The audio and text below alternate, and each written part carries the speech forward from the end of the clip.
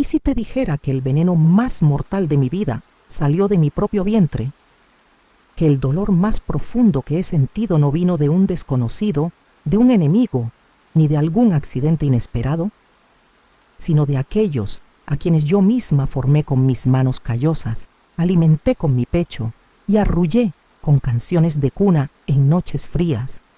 Y si te dijera que mi corazón de madre, que ha aguantado tanto en silencio, casi dejó de latir una noche en la que me di cuenta de que los hijos que más amaba me miraban como si yo fuera una carga, una enemiga, una extraña. Me llamo doña Magdalena Ramos. Tengo 72 años y te hablo desde mi casita en Ecatepec de Morelos, en las afueras ruidosas y polvorientas de la Ciudad de México. Pero mi historia no comenzó aquí. Comenzó muy lejos, en un pueblito escondido del estado de Guerrero, entre montañas secas y campos agrietados por el sol. Allá el tiempo caminaba lento, la vida era dura, pero tenía algo de poesía. Nací en 1953, hija de campesinos humildes, don Isidro Ramos y doña Rafaela García. Dos almas que me enseñaron que la dignidad no se medía por lo que uno tenía, sino por cómo uno vivía. Mi padre vivía de la tierra, sembraba frijol, maíz, algo de jitomate, todo con las manos gastadas de quien nunca supo lo que era descansar. Mi madre horneaba pan para vender en el tianguis, cosía ropa para las vecinas, y aún así tenía tiempo para enseñarme las letras, el bordado y las oraciones. Vivíamos en una casa de adobe, con piso de tierra y techo de tejas viejas, donde el olor a tortillas recién hechas se mezclaba con el canto de los grillos al caer la tarde. No teníamos lujos, pero sí risas, sí amor, sí respeto. Mis padres jamás alzaron la voz el uno al otro. Mi papá le besaba la mano a mi mamá cada mañana antes de irse al campo. Y ella, aunque agotada, le servía el almuerzo con ternura. Desde niña soñaba con tener una familia como la de ellos, respetuosa, amorosa, firme como las raíces de los árboles antiguos que rodeaban nuestro pueblo. Pero a los 16 años todo cambió. La sequía nos obligó a irnos, la tierra ya no daba fruto, los animales morían, y mis padres, con el corazón partido, decidieron probar suerte en la capital, con la esperanza de una vida mejor. Así fue como llegamos a Ecatepec, en 1969, cargando lo poco que teníamos en 2 costales remendados y mucha fe en el pecho. La ciudad nos devoró con sus ruidos, su prisa, su confusión. Era como entrar a otro mundo. Vivimos en una casita de 2 cuartos en la parte más alta del cerro, donde casi no pasaban camiones y el lodo se tragaba los pies cuando llovía. Mi papá consiguió trabajo en una fábrica de muebles. Mi mamá se convirtió en cocinera en una casa de ricos en Las Lomas. Yo, aunque tímida, comencé a trabajar en una panadería los sábados, ayudando en la venta y aprendiendo el valor de cada peso ahorrado. Fue ahí, entre charolas de pan dulce y ollas de café hirviendo, donde conocí a Efraín Salgado, un joven repartidor de sonrisa ancha y brazos fuertes. Tenía 22 años y una mirada que parecía ver el mundo con esperanza, aunque vivía en la misma loma polvosa que yo. Nunca conoció a su papá y fue criado solo por doña Gloria, una lavandera incansable que, aunque no tuvo estudios, le enseñó a su hijo el valor del trabajo. Me enamoré de la ternura de Efraín, de la forma en que me veía cuando pensaba que yo no lo notaba y de cómo respetaba mis silencios. Noviazamos por 2 años. Venía a comer con mi familia los domingos, ayudaba a mi padre con reparaciones y le llevaba flores del mercado a mi mamá. Cuando me pidió matrimonio, acepté con el corazón lleno de certezas. Nos casamos en una pequeña capilla del barrio en 1972, con un vestido prestado y un pastel hecho por una vecina. No hubo lujos, pero sí promesas hechas con lágrimas en los ojos y manos entrelazadas con fe. Nuestro primer hogar fue un cuarto de madera y lámina en una colonia invadida de Santa María Tulpetlac. El baño era compartido. El agua venía de un pozo. Pero era el inicio de nuestra historia. Trabajamos duro. Yo vendía ropa de casa en casa. Él hacía repartos todo el día. Y en 1973 nació nuestro primer hijo, Mateo. Hermoso, fuerte, con los ojos de su padre y el carácter de su madre. 3 años después vino Simón, luego Ulises, después Gabriel y por último Darío. 5 varones uno tras otro, que llenaron la casa de vida, de gritos, de esperanzas. Y finalmente, en 1984, nació nuestra niña, Catalina, la única mujer, la princesa de Gondoar. Mientras nuestros hijos crecían, el barrio también crecía. Las chozas se convertían en casas. Las calles de tierra se asfaltaban, pero también llegaron los peligros. En los años 90, Ecatepec se volvía cada vez más violento. Las drogas se metían como humo por las rendijas de las casas. Y aunque hicimos de todo, aunque rezábamos y aconsejábamos uno a uno, nuestros muchachos se iban perdiendo. Mateo, el mayor, fue el primero en cambiar. Empezó a faltar a la escuela, a regresar tarde, a contestar con groserías. Simón lo siguió. Luego Ulises. Era como pelear contra una corriente invisible. Cada día los perdíamos un poco más, y cada intento por rescatarlos nos enfrentaba con una mirada vacía que no sabíamos cómo llenar. La muerte de mis padres, que fallecieron con pocos meses de diferencia, me dejó sin rumbo, como si se me hubiera roto la brújula. Y Efraín, mi esposo, hacía lo posible por darme fuerzas, aunque yo veía en su rostro el mismo miedo que me apretaba el pecho. Nuestros hijos ya no eran niños, eran jóvenes con rostros duros, miradas opacas y gestos fríos, y aún así, yo les seguía diciendo, mis niños, seguía poniendo comida en la mesa, seguía esperando que un día volvieran a casa, no con dinero manchado, sino con el corazón limpio. Catalina era mi consuelo, mi esperanza. Estudiosa, atenta, me ayudaba en los quehaceres, cuidaba de su papá cuando regresaba enfermo y me abrazaba cuando sentía que ya no podía más. Por ella me levantaba todos los días, por ella rezaba, encendía velas, hacía promesas y creía que Dios, aunque callado, aún estaba conmigo. Pero lo que no sabía, y tal vez tú tampoco hayas imaginado nunca, es que el mal no siempre viene de afuera. A veces, la verdadera pesadilla nace dentro de tu propia casa. A veces el enemigo no lleva armas, sino resentimientos. A veces, el peligro tiene tu mismo apellido. Y eso fue lo que aprendí, de la manera más cruel, en una noche de septiembre que cambió para siempre todo lo que creía sobre el amor, la familia y el perdón. Si llegaste hasta aquí, te pido con todo mi corazón de madre herida que comentes aquí abajo. No todo amor de madre salva. Esa frase no es solo un desahogo, es una verdad que me costó el alma entender. Dale me gusta a este video, suscríbete al canal si aún no lo has hecho y comparte esta historia con alguien que necesita comprender que a veces amar también es sobrevivir. En los próximos capítulos te contaré todo, sin esconder nada, porque ahora necesito hablar, necesito que me escuchen.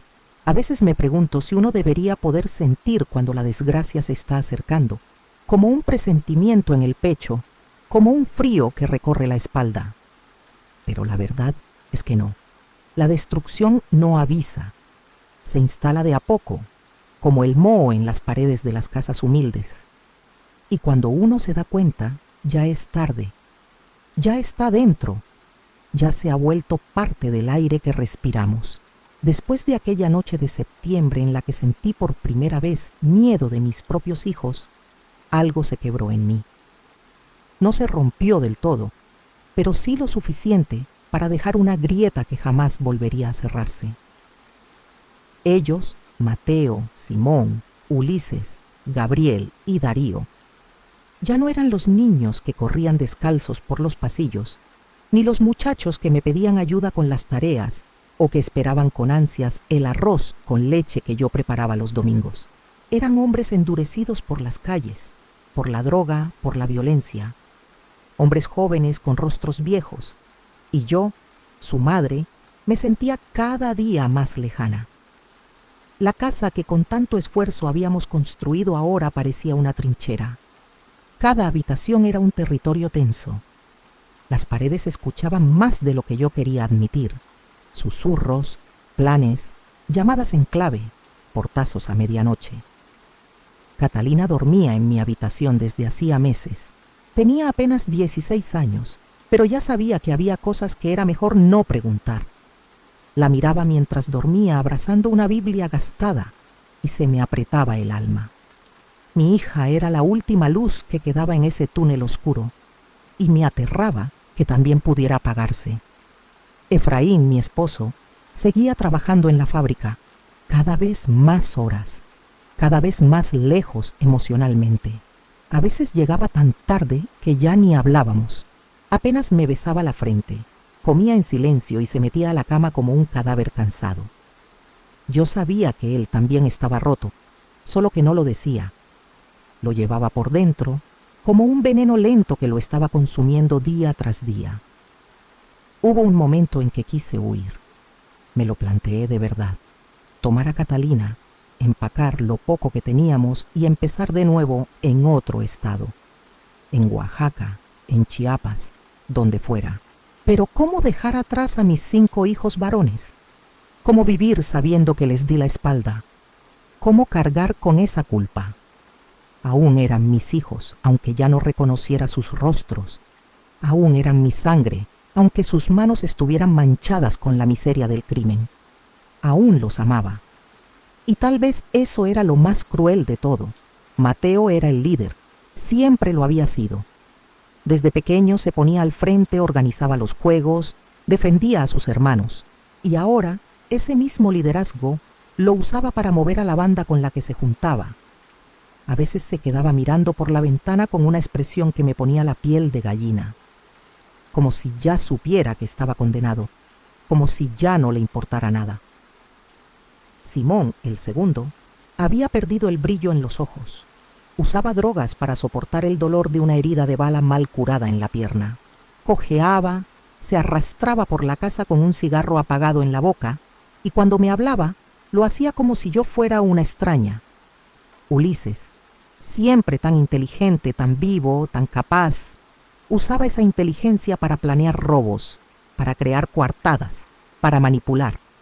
Él era el cerebro. Gabriel y Darío, los más chicos, estaban perdidos en las adicciones. Vendían todo lo que encontraban. Me robaron una olla, luego mi radio y hasta un par de zapatos que guardaba para ocasiones especiales. Llegaban a casa tambaleándose, con los ojos rojos y las manos temblorosas, pidiendo dinero, comida, perdón. Y yo se los daba. Todo. Les daba todo, porque seguía creyendo que tal vez, si me esforzaba lo suficiente, si oraba lo suficiente, si los amaba lo suficiente, volverían a ser lo que eran. Pero no. Ese tipo de regresos no existen. Hay caminos que, una vez tomados, ya no tienen retorno, y mis hijos estaban ya demasiado lejos. Catalina, mi niña, era la única que seguía estudiando, la única que rezaba conmigo, la única que todavía me decía mamá con ternura. Tenía sueños de ser enfermera, de ayudar a la gente, de salir de esa vida que se había vuelto una prisión. Me abrazaba por las noches y me decía, mamá, un día esto va a terminar. Todo va a estar bien. Pero yo ya no sabía si creerlo. Había perdido la fe en casi todo, menos en ella. En enero de 2001 las cosas empeoraron. Empezaron a llegar amenazas. Personas desconocidas se paraban frente a nuestra casa. Nos miraban con odio. Uno de ellos lanzó una piedra con una nota. Sabemos quiénes son, no se escondan. Esa noche no dormimos. Efraín y yo nos turnábamos para vigilar la puerta. Catalina dormía con un cuchillo debajo de la almohada. Nunca la había visto tan asustada. Traté de hablar con Mateo. Le supliqué que se alejara de esa gente, que pensara en su hermana, en su padre, en mí. Pero se burló. Me llamó vieja loca. Me dijo que ya no había vuelta atrás. Mamá, esto es lo que hay. Si no te gusta, vete. Me lo dijo mirándome a los ojos, sin un rastro de amor, como si yo fuera cualquier cosa menos su madre. Simón se encerraba en su cuarto por días. Cuando salía olía a alcohol, a sudor, a desesperanza. Ulises estaba cada vez más paranoico. Pensaba que lo seguían, que lo espiaban. Gabriel y Darío ya no vivían, solo sobrevivían. Catalina se mantenía firme. Iba a la escuela, ayudaba con la casa, cocinaba, lavaba, oraba. Era mi pilar. Pero yo sabía que su alma estaba empezando a quebrarse también. Una tarde, mientras lavábamos los trastes, me miró y me dijo: «Mamá, ¿crees que ellos nos odian?». Sentí que me rompía por dentro. ¿Cómo una hija puede preguntar eso sobre sus propios hermanos? Pero lo entendí, porque yo también lo sentía. También me preguntaba si esa rabia, ese desprecio, era personal. Si había algo en nosotras que ellos ya no toleraban. ¿Seríamos un espejo de lo que ellos perdieron? ¿Seríamos el recuerdo de lo que no pudieron ser? Las semanas pasaban y el ambiente en casa se volvía más denso, más espeso, como una neblina de violencia contenida. Nadie hablaba, nadie reía. Las comidas eran en silencio. Catalina y yo nos comunicábamos con miradas. Efraín, cada vez más cansado, ya ni siquiera comía con nosotros, y los 5 muchachos vivían como fantasmas armados, sin respeto, sin compasión, sin humanidad. Yo ya no era su madre, era solo una mujer vieja que les daba techo y comida, una figura que estorbaba, que interrumpía sus planes, que debía mantenerse al margen. Pero ¿cómo puede una madre hacer eso? ¿Cómo puede mantenerse al margen del destino de sus propios hijos? Una noche, escuché a Mateo hablar por teléfono. Estaba enojado, muy enojado.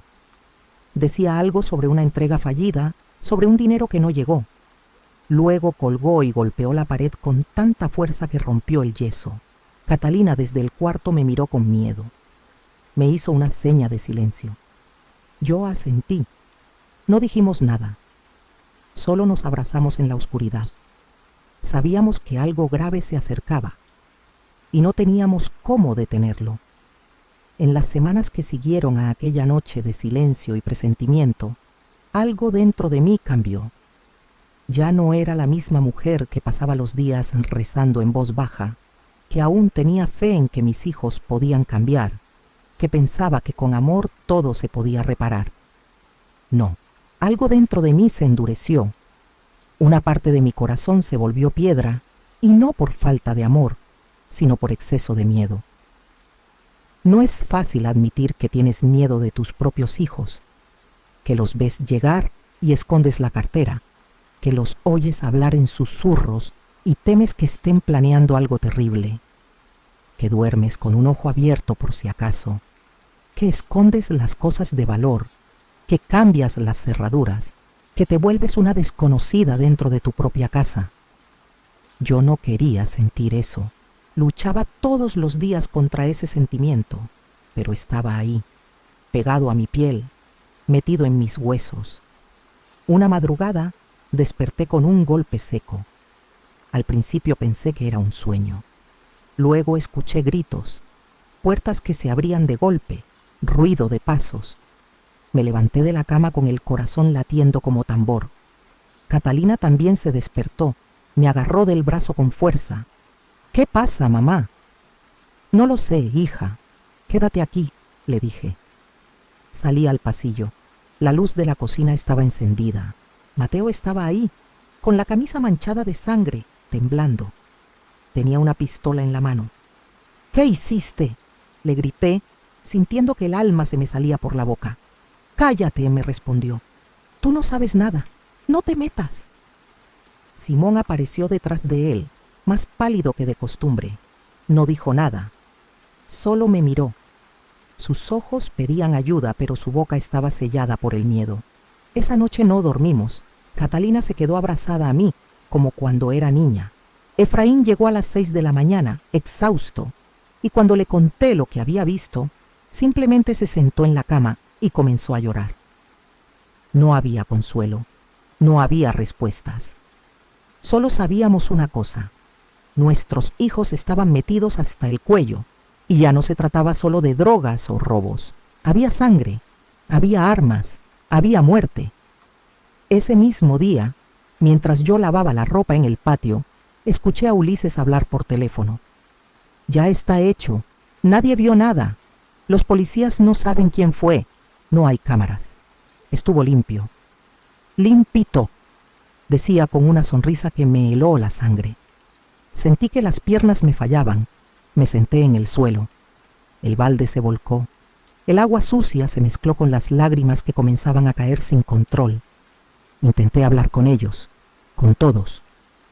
Una noche los reuní en la sala. Me temblaban las manos, pero tenía que hacerlo. Catalina estaba en su cuarto. Efraín no había llegado del trabajo. Solo estábamos nosotros 6. Mis 5 hijos varones y yo. Por favor, les dije, no sigan con esto, se lo ruego. Esta no es la vida que soñamos para ustedes.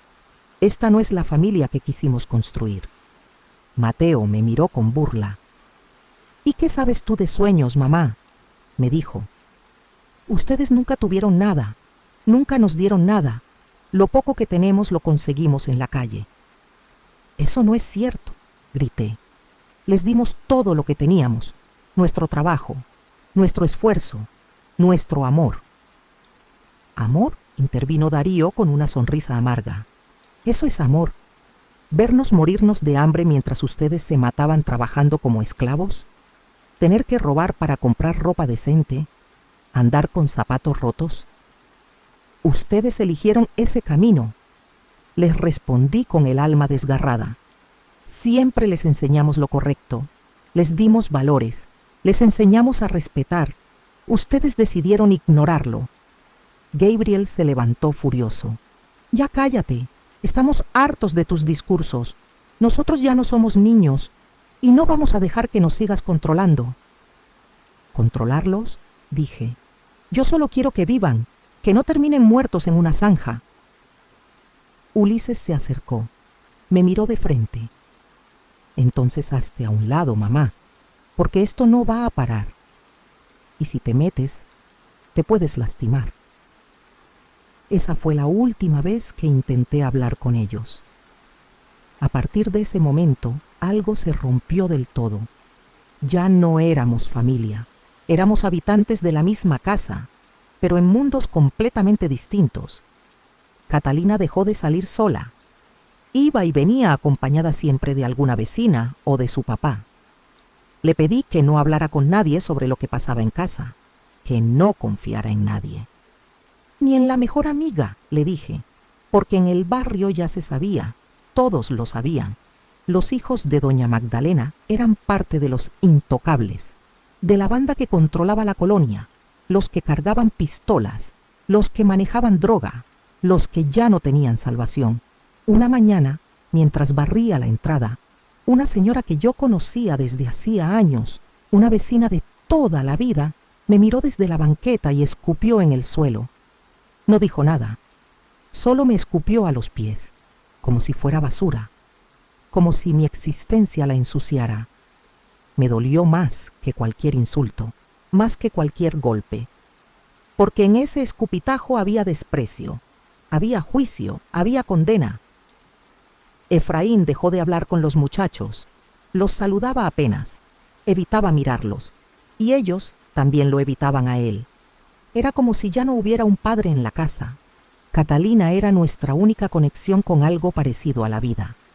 Ella cocinaba, limpiaba, lavaba, ayudaba con las cuentas, y aún así sacaba buenas calificaciones en la escuela. Nunca la escuché quejarse, nunca la vi rendirse. Era mi ángel, pero hasta los ángeles se cansan. Una tarde regresó de la escuela llorando. Había oído que uno de sus hermanos estaba involucrado en la muerte de un joven del barrio vecino. No sabíamos si era cierto, pero en ese momento ya no importaba. Las habladurías eran cuchillos, las palabras balas. y Catalina las recibía todas sin escudo. ¿Por qué, mamá?, me preguntó esa noche, mientras cenábamos solas. ¿Por qué ellos son así? ¿Por qué nos odian? No nos odian, hija, le dije, aunque ni yo me lo creía del todo. Están perdidos, muy perdidos, pero yo aún tengo fe. Yo también, mamá, me respondió, pero ya no sé si esa fe nos va a salvar. La miré a los ojos y sentí miedo, un miedo profundo, porque su voz ya no tenía la esperanza de antes. Tenía cansancio, tenía decepción, tenía resignación. Y eso me partió el corazón más que cualquier amenaza. Esa misma noche, vi a Mateo contar fajos de billetes en la mesa de la cocina. Dinero sucio, dinero que olía a sangre, a muerte, a pecado. Me miró como si nada, como si fuera normal, como si yo tuviera que agradecer. ¿Qué?, me dijo. ¿No estás contenta de que por fin tengamos algo? No respondí. No podía. No sabía si gritar o llorar, o ambas cosas. Solo me quedé ahí, parada, sintiendo que ese ya no era mi hijo, que nunca lo volvería a hacer. A partir de entonces, dejé de mirar, dejé de preguntar.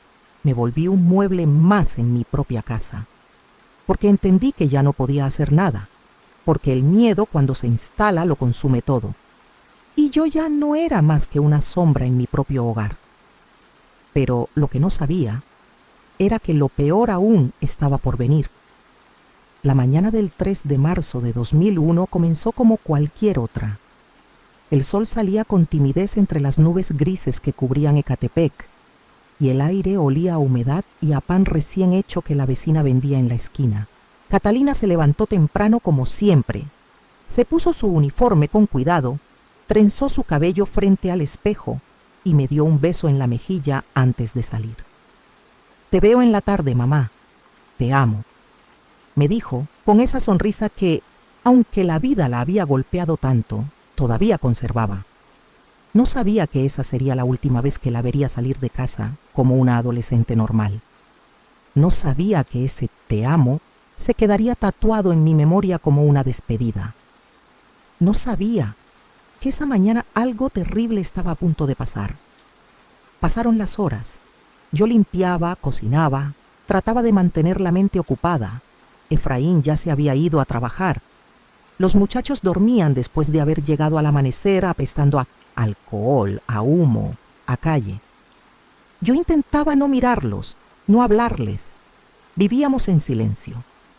Solo Catalina y yo manteníamos un vínculo vivo dentro de esa casa, que ya parecía un campo de guerra. Pero ese día, Catalina no volvió. A las 2:30 p.m. Como era su costumbre, ya debería estar tocando la puerta. No llegó. A las 3:20 pensé que tal vez se había quedado a estudiar con alguna compañera. A las 4:00 comencé a preocuparme. A las 5:00 ya no podía respirar bien. Algo dentro de mí me gritaba que algo andaba mal, muy mal. Tomé el teléfono y empecé a llamar a todas las amigas que conocía. Ninguna sabía nada. Algunas ni siquiera la habían visto en la escuela ese día. Una de ellas, Estefanía, me dijo que Catalina no había llegado a clases, que desde el lunes había notado que andaba nerviosa, que decía que alguien la seguía. Nadie le creyó. Pensaron que era paranoia, pero yo sí le creí, porque conocía a mi hija. Sabía que no mentía. Y si decía que algo no estaba bien, era porque realmente estaba en peligro. Fui a la escuela. Me recibió la portera. Me dijo que Catalina no había pasado lista. Fui a la caseta de vigilancia en la entrada de la colonia. Nadie la había visto salir. Empecé a recorrer las calles como loca, preguntando a vendedores, vecinos, gente del parque. Nadie sabía nada. Nadie la había visto. Volví a casa al anochecer, con los pies destrozados y el alma hecha pedazos. Efraín ya había llegado. Cuando le dije que Catalina no estaba, lo vi quebrarse por completo. No dijo nada. Solo se sentó en el suelo y se cubrió el rostro con las manos. Lloró como nunca lo había visto llorar, como un niño. como un hombre derrotado. Y los muchachos, nuestros hijos, estaban en el patio, bebiendo, riéndose, como si nada, como si el mundo nos estuviera derrumbando frente a sus narices. ¿Han visto a su hermana?, les pregunté con la voz rota. Mateo me miró sin interés. No, ¿por qué? No ha vuelto. Desde la mañana. No está en la escuela. Nadie la ha visto. A lo mejor se fue con un novio, dijo Simón, burlándose. O se cansó de esta casa de locos y se largó, agregó Darío. Las palabras me cayeron como puñales. ¿Cómo podían hablar así? ¿Cómo podían ser tan crueles? ¿No les importaba su hermana? ¿No les dolía? Esa noche no dormimos. Efraín fue a la delegación a poner una denuncia. Le dijeron que había que esperar 72 horas, que las chicas adolescentes a veces se escapaban por gusto. Nadie nos tomó en serio. Nadie entendía que mi hija no era así. Catalina no se iba sin avisar. Catalina no mentía. Catalina estaba en peligro. Los días siguientes fueron una pesadilla. Recorrimos hospitales, fuimos a la morgue, pegamos carteles, preguntamos en estaciones de metro, de camión. Nadie sabía nada, nadie decía nada. La comunidad entera guardaba silencio. Y eso fue lo más aterrador de todo, porque el silencio a veces es complicidad. Pasó una semana, luego 2, y nadie, absolutamente nadie, nos dio una sola pista. La policía cerró el caso por falta de pruebas. Mis hijos no mostraron ni una lágrima, ni una sola palabra de consuelo. Seguían en lo suyo, en sus negocios turbios, en sus risas vacías, en su mundo sin alma, y fue entonces cuando lo supe. Fue un vecino, don Cayetano, quien me lo dijo, un hombre mayor, amigo de Efraín desde la juventud. Me encontró en la tienda y me apartó a un rincón. Doña Magdalena, me dijo, con los ojos llenos de pena. Tiene que saber algo, pero prométame que no va a decir de dónde lo escuchó. ¿Qué cosa? Su hija, Catalina, no está desaparecida. Está escondida. ¿Cómo? La vi con mis propios ojos. Está en casa de unos tíos lejanos en Tizayuca. Se fue porque tenía miedo de sus hermanos, miedo de lo que le podían hacer. Sentí que el mundo se me iba de las manos. Lloré con una mezcla de alivio, rabia, vergüenza, tristeza. Catalina había huido, se había salvado, pero no gracias a nosotros. Se había salvado de nosotros, de su propia familia. Quise ir a buscarla. Efraín me lo impidió. Déjala, está a salvo. No la traigas de vuelta, Sdap, a esta pesadilla. No la metas otra vez en este infierno. No hagas eso, Magdalena, por favor. Tenía razón. Catalina estaba viva, estaba lejos, estaba bien. No podía arruinar eso por egoísmo, pero la herida quedó abierta, el hueco en la casa, el vacío en mi pecho. Y entonces, por primera vez en mi vida, me sentí sola. Completamente sola. Vivía bajo el mismo techo con 5 hombres que habían dejado de ser mis hijos. Compartía cama con un esposo que ya no podía más, y mi única hija había escapado de nosotros como quien escapa de una jaula. Desde ese día algo se apagó en mí. Dejé de cocinar como antes, dejé de poner flores en el altar, dejé de rezar, dejé de esperar, porque el amor de madre tiene límites. Y yo ya había llegado al mío. Después de que supe que Catalina estaba viva, escondida en otra ciudad por miedo a sus propios hermanos, algo dentro de mí se quebró de una forma distinta. No fue como las otras veces, donde el dolor me encogía el alma pero aún conservaba un hilo de esperanza. No, esta vez fue como si el poco amor que me quedaba se hubiera convertido en cenizas. Sabía que debía estar agradecida porque ella estaba a salvo, lejos de aquella casa maldita. Pero en vez de consuelo, lo que sentí fue vergüenza. Vergüenza de ser la madre de esos hombres. Vergüenza de no haber podido protegerla. Vergüenza de seguir viva. Pasaba los días en automático. Me levantaba, barría, lavaba la ropa sucia que dejaban tirada, cocinaba lo que se podía con lo poco que quedaba en la despensa. Efraín ya no hablaba casi nada. Solo iba al trabajo, regresaba tarde, comía en silencio y se dormía vestido, como si ni siquiera tuviera fuerzas para quitarse los zapatos.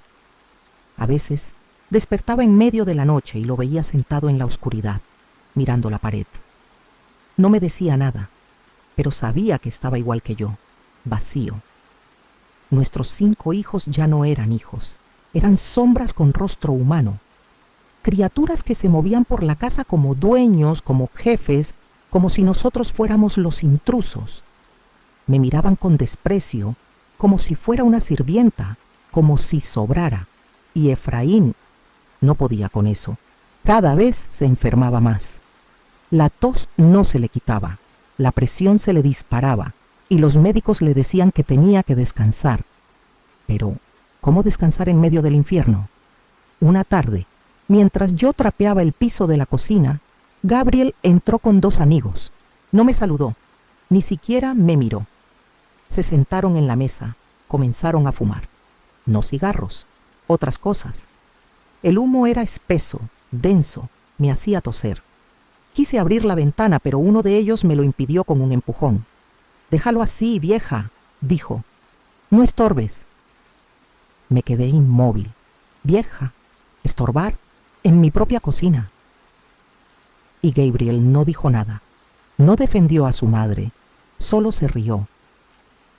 Yo tenía los ojos llenos de lágrimas, pero no me atrevía a llorar.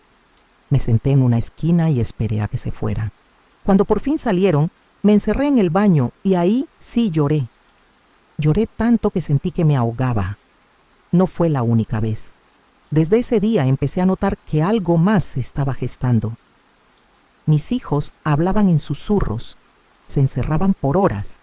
Llegaban tipos que nunca había visto, con mochilas, maletas, cadenas de oro, pistolas escondidas en la cintura.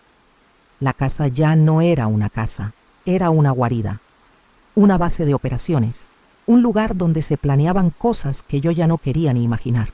Efraín me lo confirmó una noche mientras intentábamos dormir. «Están cocinando droga en el cuarto de Ulises», me susurró. Lo escuché. Lo olí. «Se están metiendo en cosas peores. Nos van a matar, Magdalena. O la policía. O los mismos que los usan». Yo no supe qué decir. Tenía tanto miedo que hasta respirar me costaba.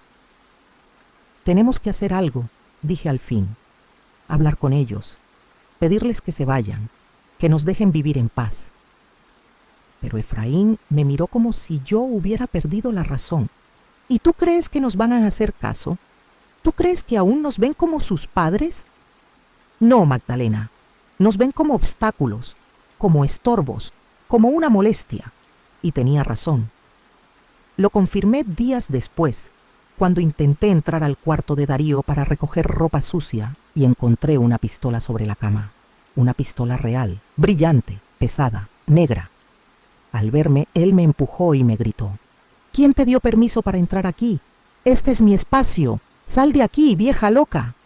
Efraín escuchó los gritos y vino corriendo. Se enfrentaron. Hubo empujones. Ulises y Simón llegaron también.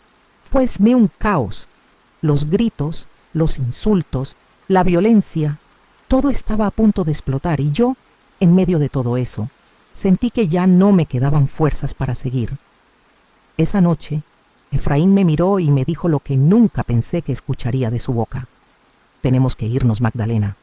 Tenemos que dejar esta casa, esta gente, esta vida. Si nos quedamos vamos a morir». «¿Y dejar a nuestros hijos aquí?», le pregunté. «¿Dejarlos solos?». «Ya no son nuestros hijos», me respondió. «Al menos no los que criamos». Y tenía razón. Decidimos que al día siguiente él iría a buscar a Catalina, que la traería a casa, que intentaríamos reconstruir algo. Pero no hubo tiempo. Esa misma noche, Mateo trajo a un hombre a la casa, un tipo vestido de traje, con un portafolio y acento del norte. No supe quién era, pero supe que no traía nada bueno. Se encerraron en el cuarto por horas, y cuando salieron, mis hijos estaban sonrientes, como si hubieran cerrado un trato millonario. Yo sentí un escalofrío. Sabía que se venía algo terrible, y no me equivoqué. Al día siguiente, al amanecer, tocaron la puerta con fuerza. Eran policías, muchos, con armas, con órdenes, con rabia. Derribaron la puerta. Entraron gritando. Yo no entendía nada. Solo escuchaba los golpes, los pasos, los disparos al aire, los gritos de mis hijos. Efraín me protegía con su cuerpo. Catalina no estaba, y gracias a Dios por eso. Detuvieron a Mateo, a Ulises, a Gabriel. Los esposaron frente a mí.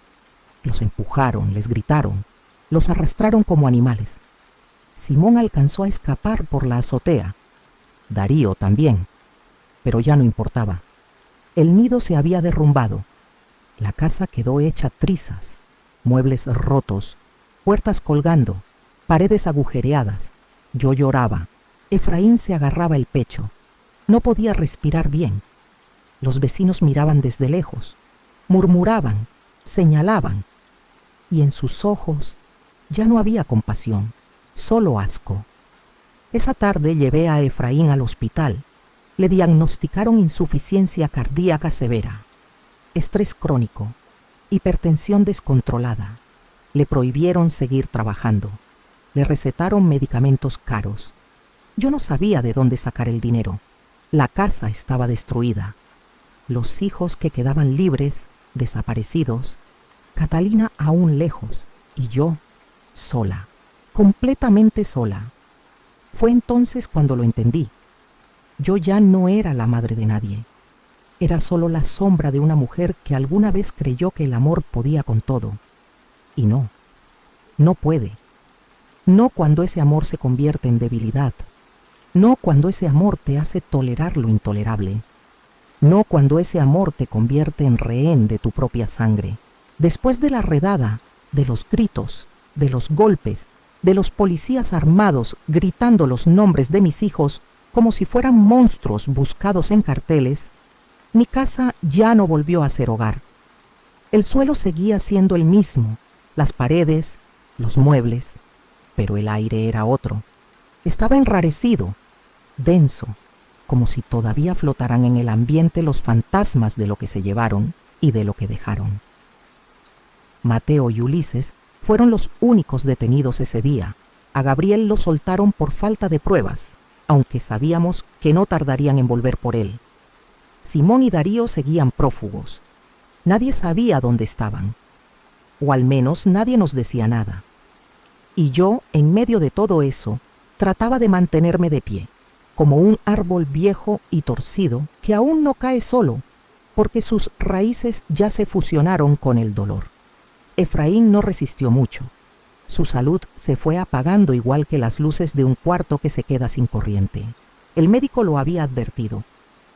Cualquier emoción fuerte puede matarlo. Y no hubo emoción más fuerte que ver cómo esposaban a sus hijos, cómo los arrastraban por el suelo de la sala que él mismo había construido con sus manos. Desde ese día, dejó de hablar casi por completo. Solo decía lo necesario. Dormía en el sofá por si volvía a pasar algo. Le temía al dormitorio, a las pesadillas, a sí mismo. Catalina no sabía todo, pero sabía lo suficiente. Y yo no tenía valor para contarle más. Seguía escondida en Tizayuca, viviendo con los tíos de mi difunto cuñado, quienes la recibieron como si fuera su hija. Cada tanto me llamaba desde un teléfono prestado. Siempre lo mismo. «Papá, ¿cómo está? ¿Ya puedo volver?» Y yo siempre respondía, «Todavía no, hija. Quédate donde estás. Aquí no es seguro, todavía no». Pero la verdad es que ya nunca más sería seguro. Gabriel, el único que aún vivía en la casa, se volvió otra persona, más callado, más agresivo. Caminaba con la mirada baja, pero con los puños apretados. No hablaba con su padre, no me dirigía la palabra. Vivíamos en la misma casa, pero era como si fuéramos tres extraños. Un enfermo terminal, una madre con el corazón roto y un muchacho que se derrumbaba en silencio. Una noche lo vi llorar en la cocina. Lloraba con rabia. pegándole al refrigerador, golpeando la mesa con el puño. No me atrevía a acercarme. Me escondí detrás de la puerta y lo escuché decir cosas que me rompieron por dentro. «Todo se fue al carajo, todo, maldita sea», gritaba. «Nos jodieron la vida. Por su culpa estamos todos podridos. Por su culpa».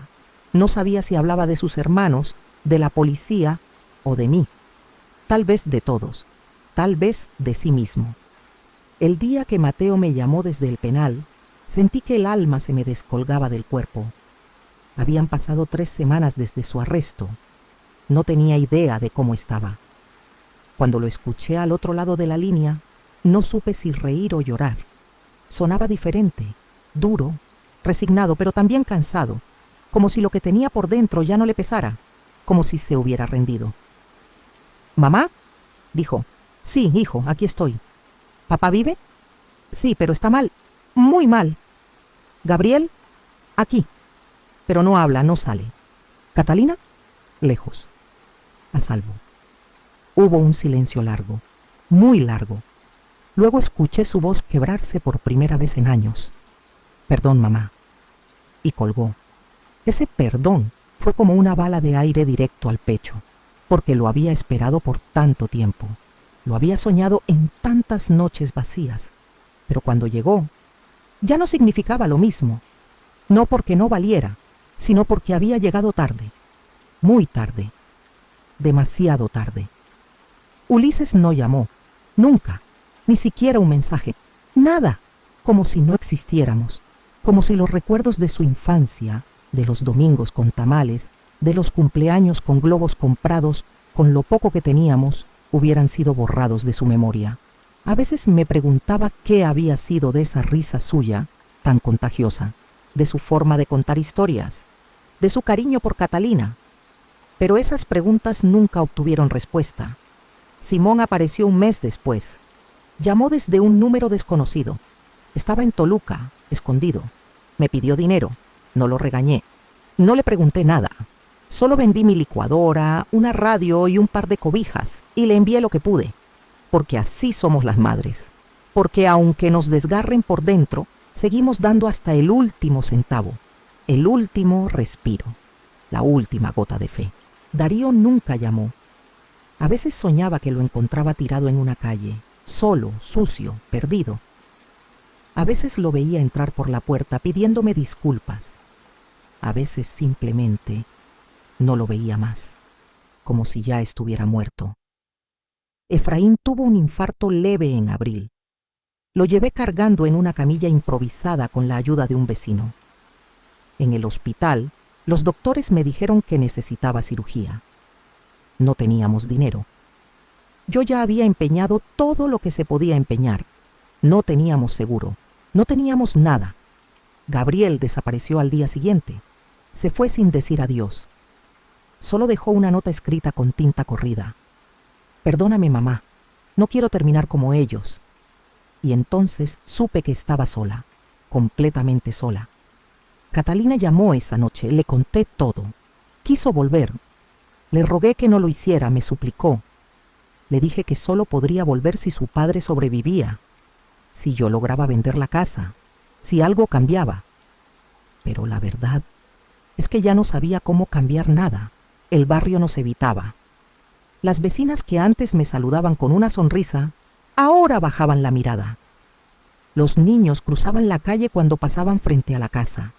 Éramos los apestados, los malditos, los que trajeron la desgracia al vecindario, aunque nunca hicimos daño a nadie, aunque lo único que quisimos fue criar a nuestros hijos con amor. Pero el amor no basta, no cuando se siembra en un terreno envenenado, no cuando las raíces crecen torcidas, no cuando los frutos te escupen en la cara. Una tarde fui a la iglesia del barrio. Me arrodillé frente al altar y por primera vez en mi vida no recé. Solo me quedé en silencio, mirando el crucifijo, sintiendo que Dios ya no estaba ahí, o tal vez sí, pero no para mí. Me pregunté qué hice mal. Fue mi forma de educarlos, mi entrega total, mi silencio, mi paciencia, mi cobardía. mi fe o simplemente el destino. No encontré respuestas, solo lágrimas y un vacío tan grande que sentía que podía tragarse la ciudad entera. Efraín murió el 5 de mayo en la madrugada. Yo estaba sentada a su lado. Me tomó la mano, me miró a los ojos y con voz muy baja me dijo: «No te culpes, Magdalena, tú hiciste lo que pudiste». Y se fue, así, sin drama, sin ruido, como quien ya había hecho las paces con su alma. Yo me quedé ahí, abrazándolo con la frente sobre su pecho, y por dentro me morí también. Enterrar a un esposo no es lo mismo que perderlo. Cuando alguien que amas muere, hay un instante en que el mundo se detiene. Todo queda en pausa, los ruidos de la calle, el canto de los pájaros, las tareas pendientes, incluso el dolor. En ese instante no hay lágrimas, solo un vacío, como si alguien hubiera apagado el sol y lo único que quedara fuera sombra. El día que Efraín murió, no hubo gritos ni desesperación. Hubo silencio. Un silencio tan espeso que me dolía en los oídos. Yo ya sabía que iba a pasar. Lo sentí desde hacía días. Su cuerpo ya no respondía. Su voz se apagaba. Y su mirada, esa mirada que me acompañó durante 50 años, ya no brillaba. Era como si se estuviera despidiendo desde adentro. Lo velamos en la sala de nuestra casa, la misma donde años atrás festejábamos los cumpleaños con pastel de panadería y globos del tianguis. La misma donde nuestros hijos jugaban a las escondidas cuando aún eran inocentes. La misma donde la policía tiró la puerta para llevarse a Mateo y Ulises esposados. Esa sala que había sido testigo de todo: amor, esperanza, miedo y tragedia. No hubo misa, no hubo sacerdote, no hubo familia. Solo unos pocos vecinos que por lástima o costumbre se acercaron a dar el pésame. Nadie se quedó, nadie rezó, nadie recordó a Efraín como lo que realmente fue: un hombre trabajador, honesto, fiel hasta el último suspiro. Catalina no pudo venir. Le prohibí que viniera. Tenía miedo de que al verla los rumores se activaran, de que alguien la delatara. Supe que lloró en silencio, que encendió una vela por su padre, que le escribió una carta que todavía guardo, doblada dentro de mi Biblia. Los otros, mis hijos, ninguno apareció, ni siquiera un mensaje, ni una llamada, ni una flor. Y eso fue lo que más dolió, porque Efraín murió pensando en ellos, murió rezando por ellos, murió sin haber soltado jamás la esperanza de verlos volver. Nunca los negó, nunca los maldijo, nunca los rechazó, aunque lo habían traicionado, aunque le habían quitado la paz, aunque lo habían matado en vida mucho antes que su corazón dejara de latir. El entierro fue sencillo: una caja de madera barata, una fosa común, un día nublado. Llevé un ramo de flores que compré con las últimas monedas que tenía en el monedero. Las coloqué sobre su tumba con manos temblorosas y le susurré: «Gracias, Efraín, por todo, por no haberme dejado sola antes». Y entonces lo sentí. Por primera vez en toda mi vida, estaba completamente sola. No sola de compañía, no sola de afecto, no, sola del alma. Sola del tipo de soledad que solo se siente cuando ya no queda nadie que sepa quién eres realmente. Volví a casa y me senté en la cama. La casa estaba vacía. Gabriel se había ido hacía semanas. Simón, Ulises y Mateo en la cárcel. Darío desaparecido. Catalina lejos. Yo sin rumbo. Recorrí cada rincón. Toqué las paredes. Me senté en las sillas. Caminé descalza por los pasillos. Cada rincón tenía recuerdos.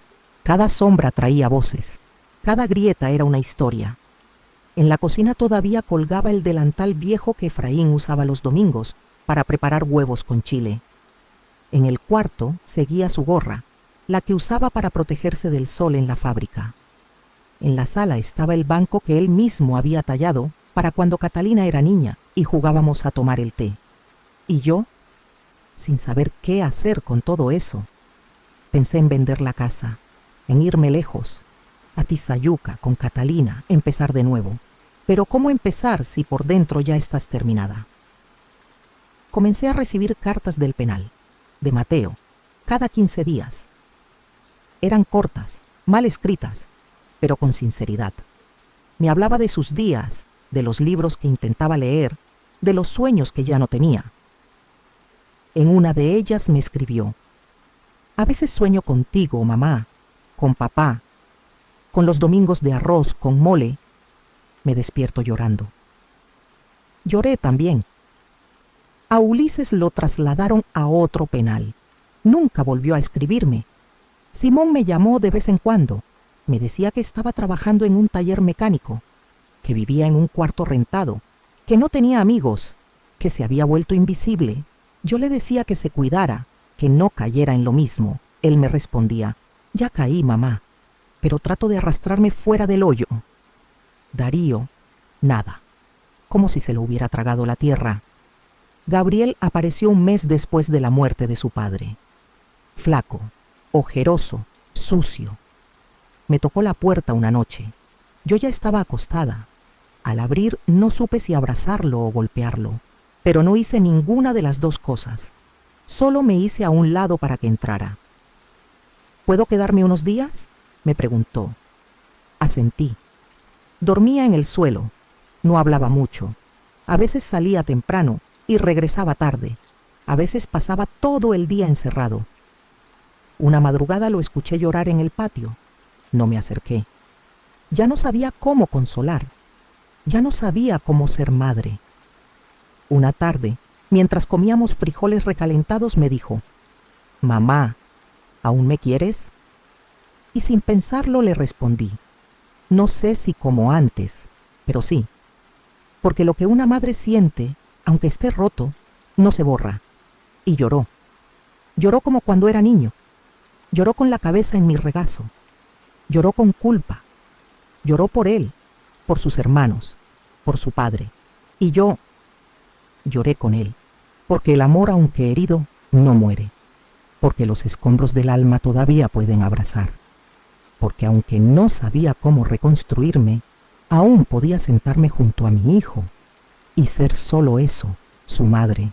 No sé si alguna vez has sentido que el pasado no solo duele, sino que regresa. Y no regresa con nostalgia, ni con cariño. Regresa con rabia, con cuentas pendientes, con la fuerza de una puerta que se abre de golpe en mitad de la noche. Así fue como volvió Darío. Después de casi un año sin saber nada de él, un día cualquiera, un martes gris, de esos en que ni los perros ladran en la calle, escuché golpear la puerta con insistencia. Pensé que era el del gas o algún cobrador de la tienda, pero no. Cuando abrí, ahí estaba él, más flaco, más sucio, más viejo. Aunque solo tenía 27 años, parecía de 40. Tenía el rostro consumido, los labios partidos, las manos temblorosas. No me abrazó, no me pidió perdón, solo dijo: mamá, no tengo a dónde ir.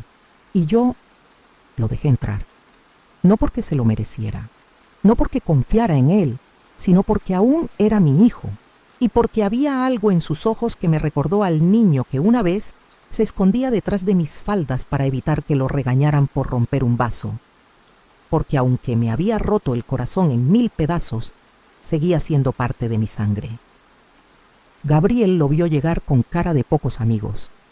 No se hablaron, no se miraron, solo compartían el silencio, y en esa casa el silencio era ya una costumbre, un pacto de no agresión, una tregua sin palabras. Darío dormía en el suelo del cuarto que había sido de su padre. No comía mucho, no preguntaba nada, pero de noche lo escuchaba llorar. Al principio pensé que era mi imaginación, pero no. Era su llanto, un llanto ahogado, contenido, como el de quien lleva años sin permitirse sentir. No quise interrumpirlo, solo dejé una cobija más cerca de él, un plato de comida extra, una vela encendida. Una noche me habló. ¿Sabes por qué me fui? No, le respondí. Nunca lo supe, porque tenía miedo. De mí mismo, de lo que me estaba convirtiendo, de lo que les podía hacer. A ustedes, a mí. Guardé silencio.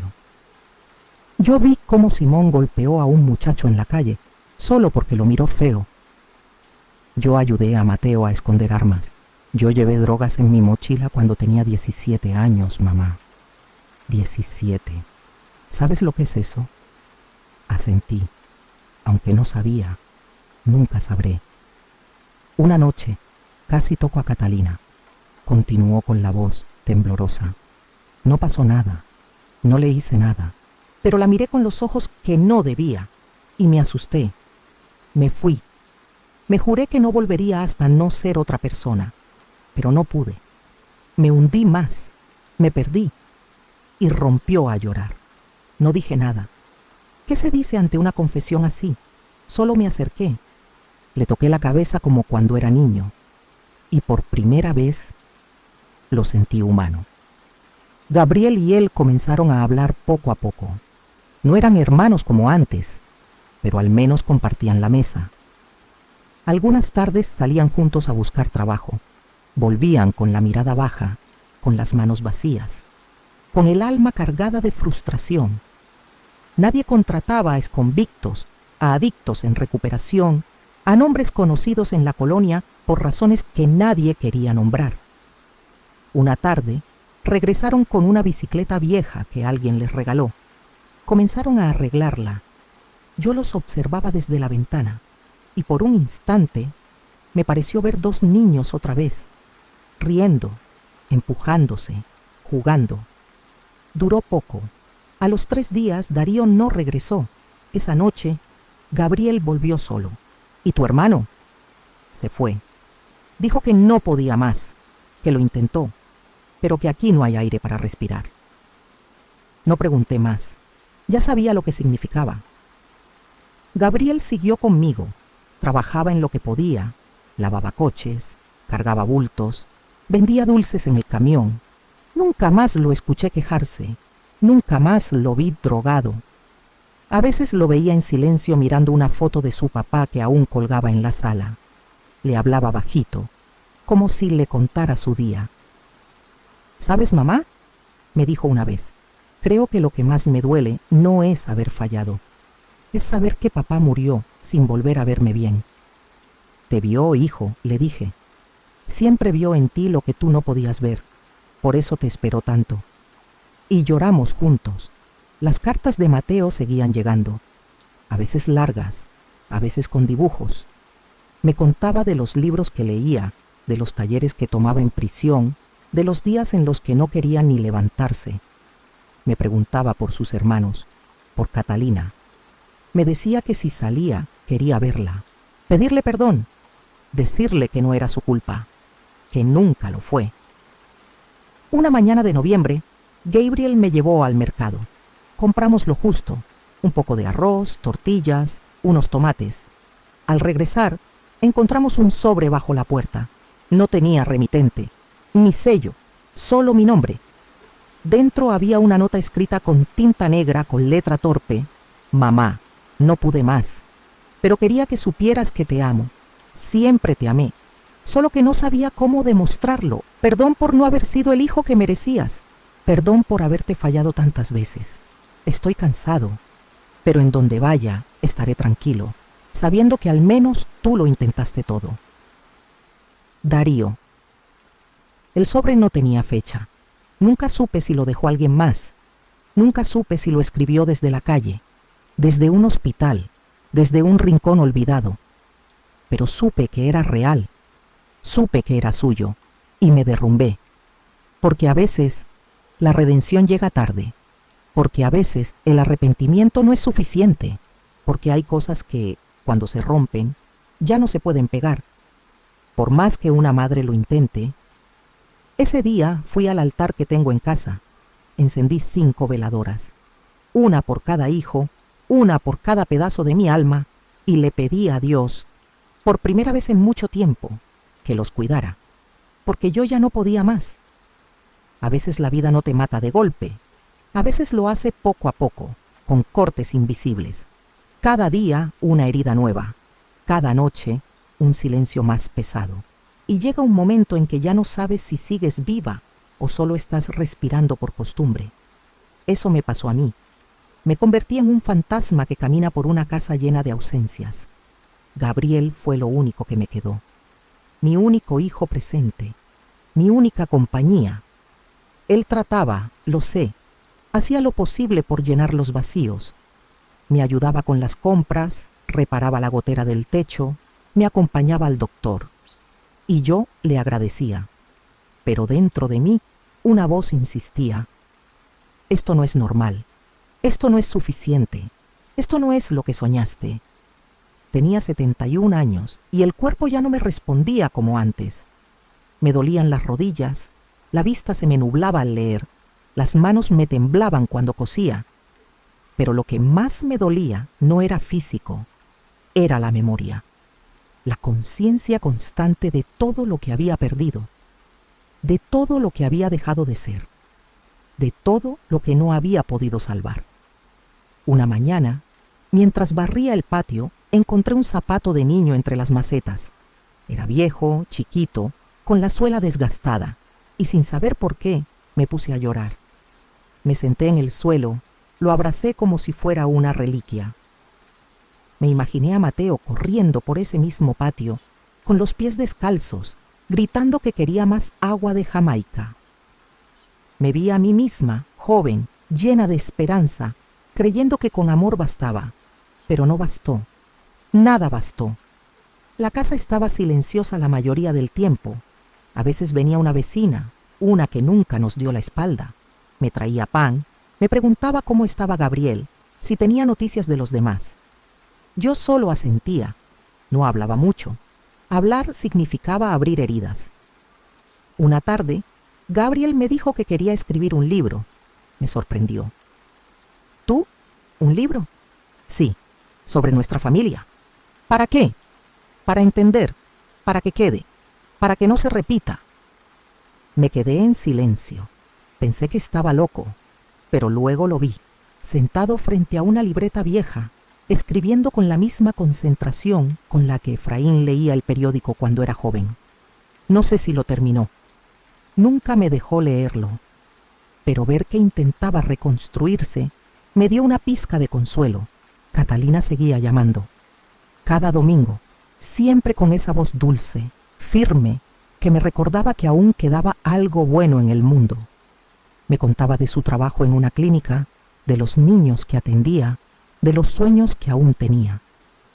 Me decía que algún día volvería, que quería abrazarme, que quería llorar conmigo. Yo le decía que esperara un poco más, que aún no era el momento, que Ecatepec seguía siendo un lugar peligroso para las mujeres valientes. Pero la verdad era que me daba vergüenza. No quería que me viera así, arrugada, cansada, derrotada. No quería que oliera el olor a soledad que impregnaba las paredes de la casa. No quería que escuchara el silencio. Una noche me desmayé. Gabriel me encontró tirada en el baño. Me llevó al hospital.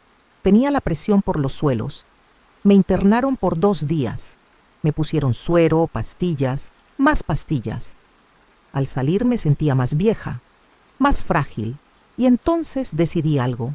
Tenía que dejar algo escrito, algo mío, algo que no se perdiera con mi cuerpo. Así que me senté, tomé una libreta escolar que quedaba guardada en una caja vieja y empecé a escribir. No un libro, no una carta, solo palabras, pedazos de recuerdos, dolor en frases sueltas. Empecé con una pregunta. ¿En qué momento mis hijos dejaron de ser niños?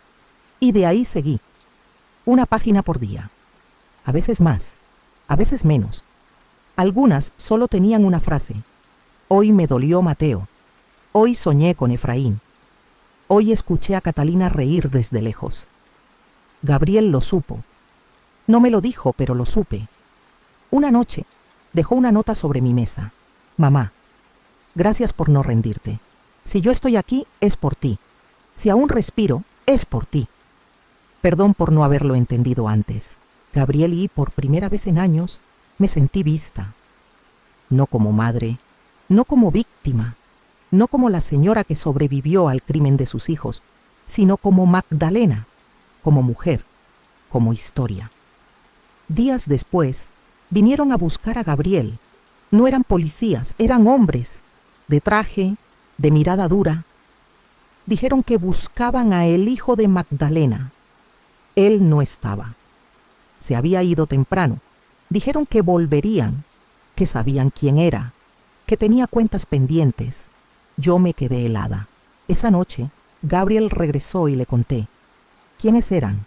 No sé, pero no son buenos. ¿Qué hiciste, hijo? Lo que pude para sobrevivir. ¿Pero a qué costo? Él no respondió. Me abrazó. Me pidió perdón otra vez. Me dijo que si algo le pasaba, yo debía buscar su libreta, que la escondiera, que la guardara. No dormí esa noche ni la siguiente. A los 3 días Gabriel desapareció. No dejó nota, no se llevó ropa, solo se fue. Y el silencio volvió a ocupar cada rincón de la casa. Volví a estar sola, completamente sola. Catalina llamó, le mentí. Le dije que todo estaba bien, que Gabriel había conseguido trabajo en otra ciudad, que yo estaba fuerte, que la casa seguía en pie. No era cierto, nada era cierto. Pero ¿qué madre le cuenta bon día a su hija que ya no le queda nadie? Pasaron semanas, meses. La casa envejecía conmigo. Las paredes se agrietaban, el techo chorreaba, las fotos se empolvaron.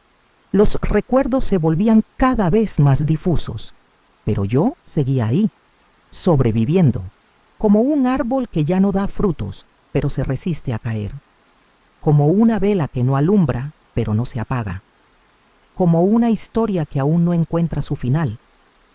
No todas las historias terminan con redención, no todas las heridas cierran. A veces, lo único que te queda es aprender a respirar sobre las ruinas, a caminar entre los escombros sin sangrar tanto.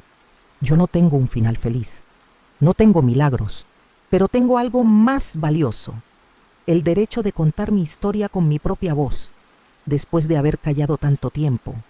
Hoy tengo 82 años y aún despierto a las 5 de la mañana como cuando tenía hijos pequeños que alimentar. Preparo café, aunque ya no me cae bien. Saco la silla al patio y observo cómo la luz se asoma entre las grietas de la casa.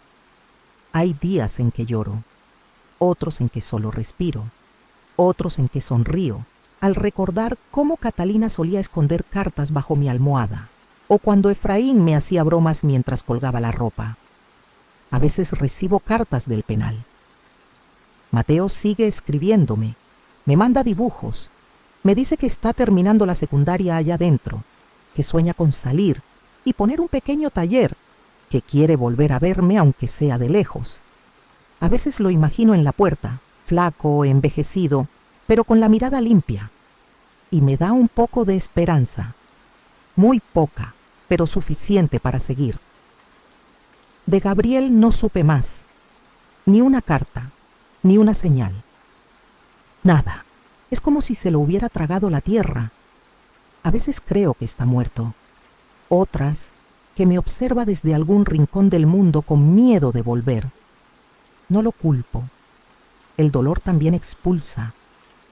Catalina me llama cada semana, no siempre contesto, me cuesta mentirle, me cuesta decirle que estoy bien cuando ya no sé qué significa estarlo, pero me aferro a su voz, a su risa, a su dulzura, porque ella fue mi salvación, porque si todo lo demás falló, al menos ella fue mi flor entre tanta maleza. A veces salgo a caminar por la calle, los vecinos me miran con respeto, algunos susurran cuando paso, otros solo bajan la mirada. Soy la vieja de la casa gris, la que enterró a su esposo sin misa, la que tuvo hijos que llenaron de miedo la colonia, la que sobrevivió. Y sí, sobreviví. No viví como soñé. No envejecí rodeada de nietos, ni celebré bodas ni bautizos, pero estoy aquí, entera en mis pedazos, lúcida en mis recuerdos, viva en mi cansancio. He aprendido a convivir con la culpa, a mirarla a los ojos sin que me devore, porque por años me pregunté qué hice mal, qué falló en mí, por qué mis hijos se quebraron, en qué momento se torció todo. Pero ya no me hago esas preguntas, no porque no duelan, sino porque no tienen respuesta. La vida no es un rompecabezas que encaja perfecto, es una colección de momentos rotos, decisiones desesperadas, silencios que gritan, y yo hice lo que pude con lo que tenía. Tal vez no fue suficiente, tal vez sí, nunca lo sabré. Pero si algo aprendí en este camino, es que las mujeres como yo no nacimos para ser heroínas, nacimos para resistir, para cuidar, para proteger, para callar y luego, si la vida lo permite, para hablar. Hoy te hablo a ti, que estás viendo este video. Tal vez te pareces a mí. Tal vez llevas años con una herida abierta. Tal vez creciste en un hogar donde el amor dolía. Tal vez perdiste a alguien. Tal vez sientes que todo lo que hiciste fue inútil. No estás sola. Dios sabe cuántas veces me senté en esta silla queriendo no despertar al día siguiente. Cuántas noches me enredé en los recuerdos deseando desaparecer, pero sigo aquí. No porque sea fuerte, sino porque aprendí a sostenerme con lo poco que quedó. Y eso también es un milagro. No esperes a que todo esté bien para hablar. No esperes a que todos te entiendan para contar lo que viviste. No esperes a que te pidan perdón para sanar. Hoy te invito a escribir tu verdad, a decirla en voz alta, a compartir este video con quien necesite escuchar que aún hay luz después del abismo. Si llegaste hasta aquí, comenta: yo también sobreviví a mi propia historia. Eso me hará saber que no conté todo esto en vano. Dale me gusta a este video si sentiste que mi historia tocó alguna parte de ti. Suscríbete al canal para que más voces como la mía no se queden en el olvido. Aquí seguiremos contando historias reales, historias que nadie más se atreve a decir, historias que merecen ser escuchadas, porque aunque el mundo quiera silenciarnos, todavía hay una generación de mujeres dispuestas a decir: aquí estoy, con todo lo que viví, y aún respiro. Y que te quede claro algo muy importante: este video es 100% de autoría propia, basado en testimonios reales e inspirado en la verdad de tantas mujeres olvidadas. Gracias por escuchar. Gracias por quedarte. Gracias por no mirar hacia otro lado.